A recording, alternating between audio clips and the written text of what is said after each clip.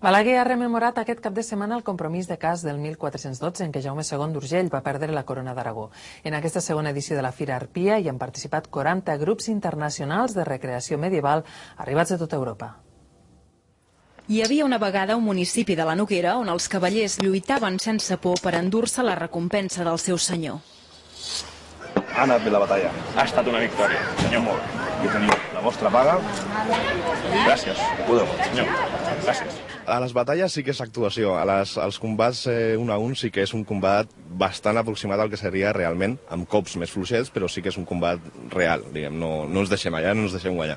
Durant el segle XIII, els nobles, juntament amb el seu seguici, viatjaven per les contrades on competien per aconseguir les seves gestes. Bueno, som un grup que recrea el segle XIII, conforme a les milícies ciutadanes, i llavors hi ha un dels personatges que és un cavaller i la resta són soldats amb un batlle, que és el segon respecte al cavaller.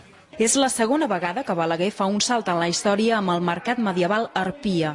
La festa aquesta es consolida que el Balaguer medieval, al que li han donat un nom propi, que és el nom d'Arpia, una peça única que tenim al Museu de Balaguer, doncs és una festa ja dic consolidada i que per tant estic segur que la farem durar durant molts anys. Cap noble ni batlle es queda sense espasa. Ara, però, toca guardar-la fins l'any que ve i deixar que la roda giri i torni al temps actual.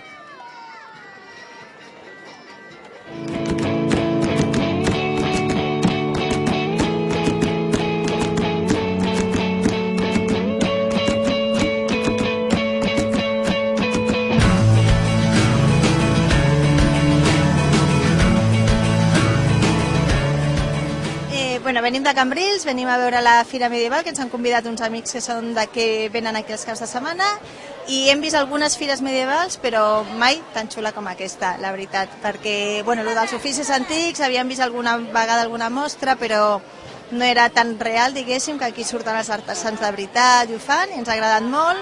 Alguns oficis no havíem vist mai, com els senyors que feien les cordes, el que feia canyís, diverses coses interessants. I ara tenim els nens aquí rentant roba aquí darrere els rentadors i s'ho estan passant molt bé perquè no sabien que abans no hi havia rentadores.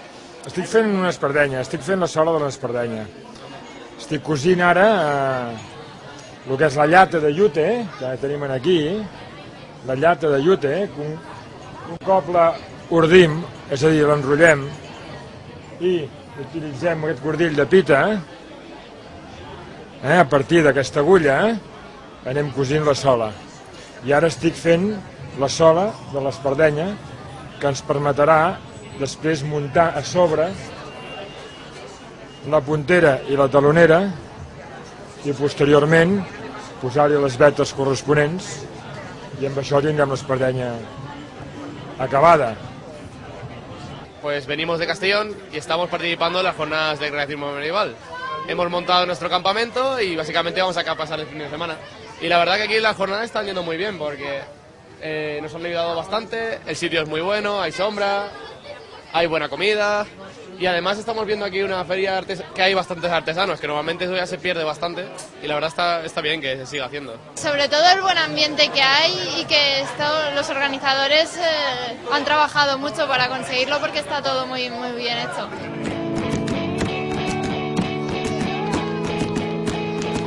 De moment hem anat al mercat i estava molt bé, les parades que hi havia i tot el que venien estava molt bé. El que m'ha agradat més són quan han vingut els soldats. Pues pertenezco a la compañía Almogávares de Almansa y soy de Almansa, Albacete. Y me está pareciendo muy bonita porque veo muchos artesanos, además tampoco conocía el pueblo y la verdad es que me está gustando mucho. Parece un pueblo con mucho encanto. Sí, Balaguer és una ciutat perquè, a veure, tenim un casc antic molt bonic, tenim la reguereta, els safrejos i que no es perdo, que el primer any va estar molt bé i aquest any encara ha sigut millor i esperem que els pròxims anys vagin millor. És un moviment extraordinari, tenint en compte que la moguda que s'organitza en aquests carrers que estan normalment deshabitats és molt agradable i que aconsegueixin tanta audiència com estan aconseguint. Aquesta festa està bé per Balaguer perquè dona a conèixer molt el nom de Balaguer i dinamitza les coses culturals del poble, ja que fa falta bastant, i que ve molta gent de fora i que està molt guai, i que heu de vindre a Balaguer. És un dia molt xulo perquè ve moltíssima gent a Balaguer, la gent se motiva molt i ja veieu que està pletòric. I penso que val la pena que es faci cada any, perquè porta molt ambient i les botigues se mouen i es mou tothom. Crec que val la pena. I jo crec que és una molt bona festa per Balaguer perquè està molt bé que es facin coses i té un rere històric molt important i bé, doncs està bé que es vagin fent coses per la gent i...